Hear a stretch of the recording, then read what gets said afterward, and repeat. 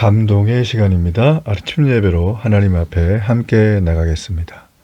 오늘은 사사기 6장 25절에서 32절까지의 말씀을 함께 읽으시고 하나님 말씀을 나누겠습니다.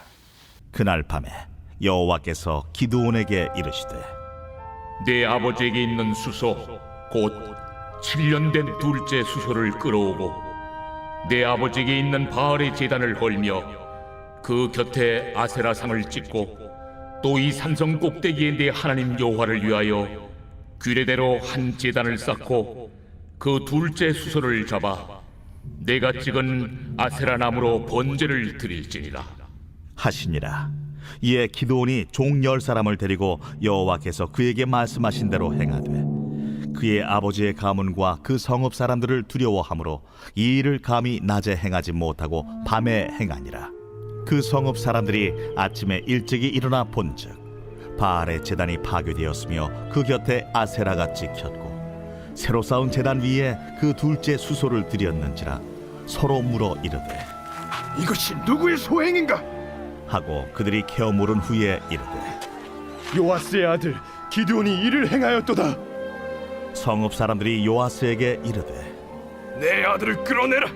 그는 당연히 죽을지니 이는 바알의 제단을 파괴하고 그 곁에 아세라를 찍었음이니라. 요아스가 자기를 둘러선 모든 자에게 이르되 너희가 바알을 위하여 다투느냐? 너희가 바알을 구원하겠느냐? 그를 위하여 다투는 자는 아침까지 죽임을 당하리라. 바알이 과연 신일진데 그의 제단을 파괴하였은즉 그가 자신을 위해 다툴 것이니라. 그날에 기드온을 여룻바알이라 불렀으니 이는 그가 바알의 제단을 파괴하였으므로 바알이 그와 더불어 다툴 것이라 함이었더라. 기드온은 12절에 큰 용사라는 호칭을 하나님의 사절로부터 들었습니다. 사명자란 뜻이겠죠. 자, 이렇게 사명자는 그 역할을 감당하기 위해서 반드시 하나님 앞에 어떤 조건이 갖추어져야 합니다. 자, 그 조건이 무엇인가 우리가 한번 말씀을 통해서 살펴봅니다.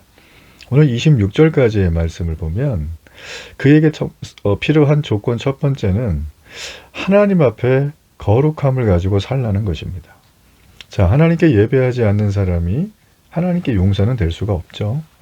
아무리 도덕적으로 훌륭하고 좋은 일을 많이 하는 사람도 하나님을 예배하는 걸 거부한다면 그는 하나님의 용사가 아닙니다. 하나님이 먼저 오늘 기드온에게 그런 의미를 부과시키시면서 제사를 드리라고 명합니다. 그런데 제사의 제물이 독특합니다. 7년 된 수소예요. 자, 이걸 왜 바치라고 했는가?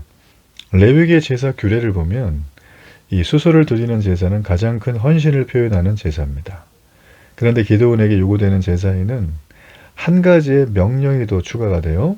자, 그건 바로 그 아버지 집에 있는 바알의 제단과 아세라상을 찍어서 그 나무로 번제를 드리라는 것입니다. 자, 여러분 좀 충격적이죠? 왜 충격적인가? 가만히 보세요. 지금 이 사람은 이스라엘 백성이었어요. 하나님께서 주신 믿음의 땅이었죠. 가나안은. 자, 이 땅에 살고 있는데 이 땅에 당연히 하나님을 섬겨야 되겠죠. 우상을 섬기면 되지 않잖아요. 그런데 이들은 하나님의 백성임에도 불구하고 그들의 영적인 상태는 하나님도 섬기고 우상도 섬기는 양다리 전법을 씁니다. 한마디로 거룩함과 세속을 겸하여 따르고 있는 모습이죠. 한 남자를 만났습니다. 한 여인을 만났습니다. 사랑합니다. 근데 봤더니만 옆에 또 있고 또 있고 또 있습니다. 자, 이렇게 되면 우리는 어떻게 됩니까? 삼각관계가 되는 겁니다. 자, 이들이 지금 그런 거예요. 기드온은 하나님께 선택받은 사사죠. 근데 그의 아버지 집은 어때요? 와, 우상을 그냥 버젓이 갖다 놓고 우상도 좋고 하나님도 좋고 그냥 서로 다 취하겠다는 거죠. 당시 이스라엘 백성은 이 여호와 하나님 앞에 정말 대역죄인이에요.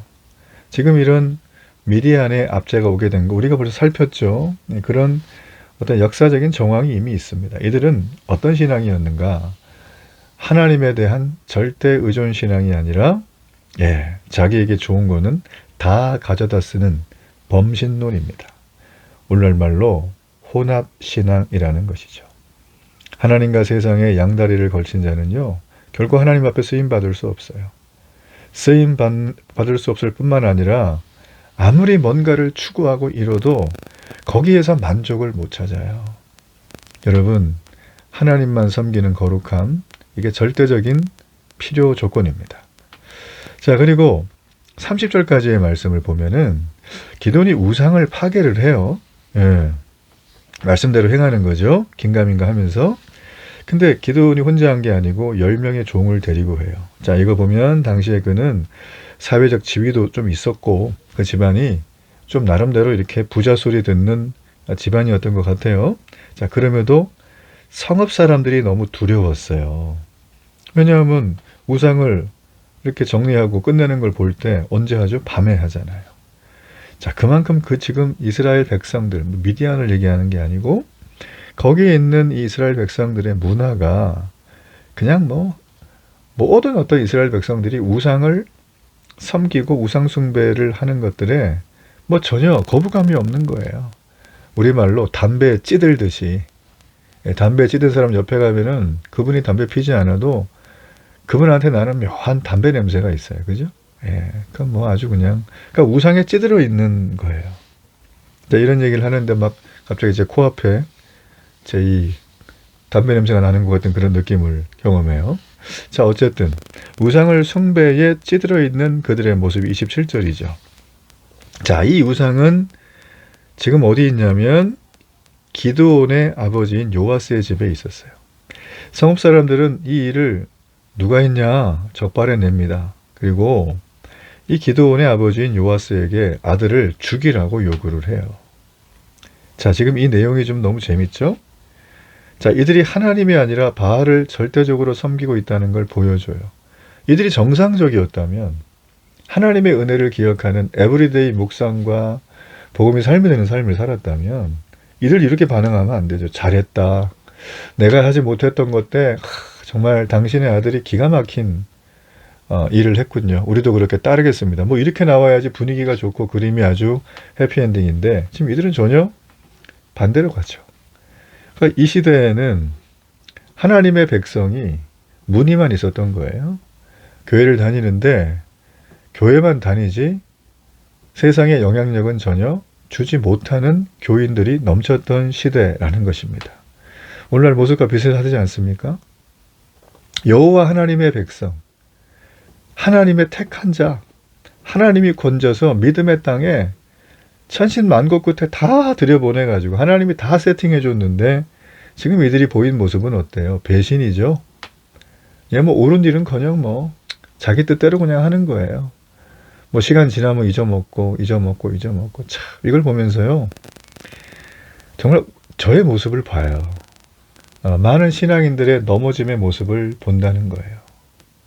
여러분, 이렇게 우상 숭배가 만연한 사회, 오늘날 같은 이런 사회에 우리가 하나님만 섬깁니다 라고 하면서 말을 하고 거룩함을 드러내는 게 쉬운 주제가 아니에요. 너무 큰 용기가 필요해요.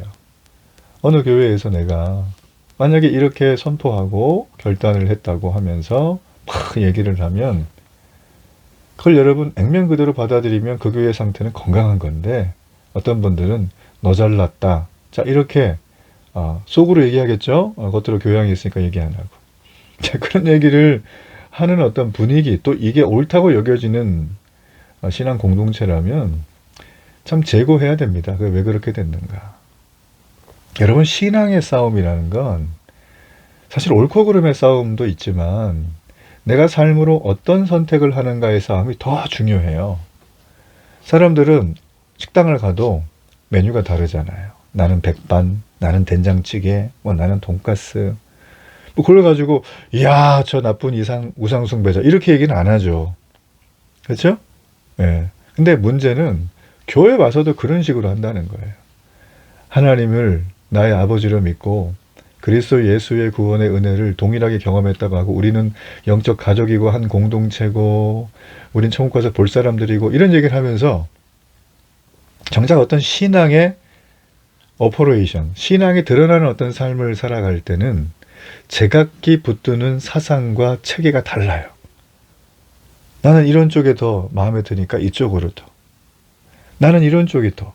물론 여러분 어떤 부분 안에서는 그게 허용이 됩니다. 그리고 충분히 커버링이 돼요. 그 정도로 가는 건. 돌아올 수 있으니까. 그런데 극단으로 치닫는 게 있어요. 여러분 그게 뭐예요? 오늘 본문에 나온 거예요. 하나님을 섬기는 거룩함을 버린 겁니다. 그게 뭘까요? 네, 양다리 전법이에요. 이거 심각합니다. 심각합니다. 하나님은 복을 주는 분이에요. 그래서 우리가 기복을 구해야 됩니다. 그러나 복만을 구하면 그건 우상숭배라는 거예요. 이해되시죠? 이게 여러분 우리 안에 들어오게 되면 좀 이렇게 세밀하게 살펴야 될 필요가 있고요. 면도칼로 좀 이렇게 날카롭게 잘라야 될 필요가 있어요. 근데 이걸 그냥 두면 독버섯처럼 우리 안에 막 번지게 됩니다. 암세포가 하나가 있으면 그냥 가만히 있으면 좋잖아요. 근데 이게 얘가 증식 능력이 뛰어나요. 암이라는 건. 그래가지고 정상세포를 막 갉아먹고 근육을 마비시키고 교감신경과 부교감신경에 어떤 교란을 주면서 사람의 몸이 망가지는 거잖아요. 그 나중에 암세포가 더 많아지면 생물학적으로 우리는 호흡이 끊어지는 상태, 즉 목의 숨이 사라지는 죽음을 경험하게 되는 거예요. 우상숭배는 지금은 내게 현명한 판단처럼 보이지만 아닙니다. 명백한 잘못을 잘못이라고 말하는데 용기가 필요한 신앙 공동체라면 엎드려 회개해야 돼요. 우리 한국교회는 또 나 자신을 포함해서 믿음의 사람들은 이 부분에 아주 예민하게 깨어서 있어야 될 줄로 믿습니다. 자, 이렇게 옳은 일을 하는데 용기가 필요한 사회. 지금 이 기드온의 사회죠. 그래서 여러분 그런 사회 가운데 오늘 기드온의 아버지가 아주 단호한 모습을 보여줘요. 이스라엘이 바알을 섬기는 건 사형에 해당하는 범죄예요. 뭐 그냥 유야무야 지금껏 바알 숭배를 용납해왔기 때문에 바알 제단을 회파한 사람을 죽여야 된다. 이런 주장이 나오는 상태까지 그냥 흘러왔어요. 뭐 이 동네 신앙 가진 사람은 뭐 볼 것도 없죠. 이런 상황 속에서 기드온의 아버지가 요아스죠. 기드온을 변호합니다. 바알이 만약에 신이라면 그의 제단이 허물어졌으니까 직접 자신이 자기를 변호할 거 아니냐.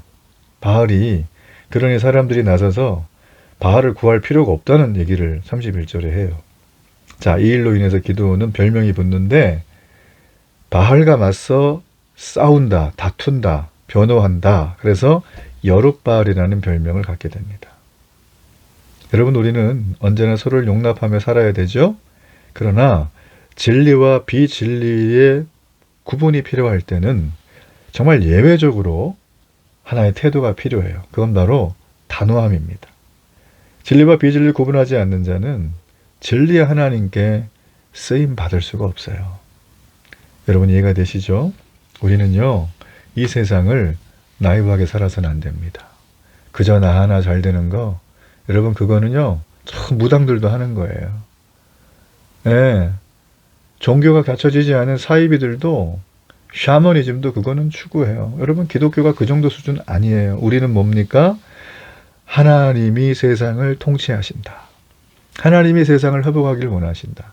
하나님은 이 땅에 새하늘과 새 예루살렘 천국을 임하게 하실 것이다. 라고 우리에게 말씀해 주셨어요. 여러분 하나님을 섬기고 용기를 내어서 진리를 행하십시오. 죄악의 문제는 단호한 태도를 고수하십시오. 그래서 기쁨으로 하나님께 쓰임받기를 축복합니다. 결단의 기도를 드립니다. 하나님, 우상 숭배가 만연한 양다리 전법 이제 단호히 거절합니다. 우상을 찍어내어 불에 태워드리는 이 하루가 되게 하소서. 예수님 이름으로 기도합니다. 아멘.